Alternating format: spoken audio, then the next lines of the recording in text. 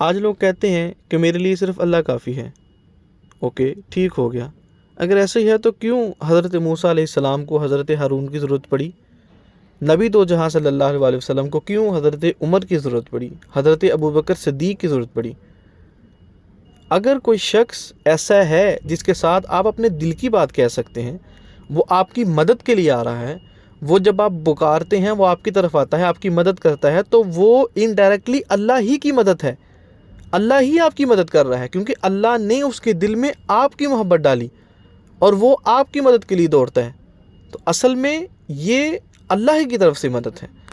کوئی بھی ایسے لوگ جو آپ کی سراؤنڈنگ میں ہیں، آپ کی مدد کرتے ہیں، آپ کے دوست، آپ کا مرشد، آپ کے رہنما، آپ کے والدین اگر آپ کی مدد کرتے ہیں تو یہ اللہ کی طرف سے آپ کے لیے بہت بڑی نعمت ہے، اور اس نعمت کی قدر کریں۔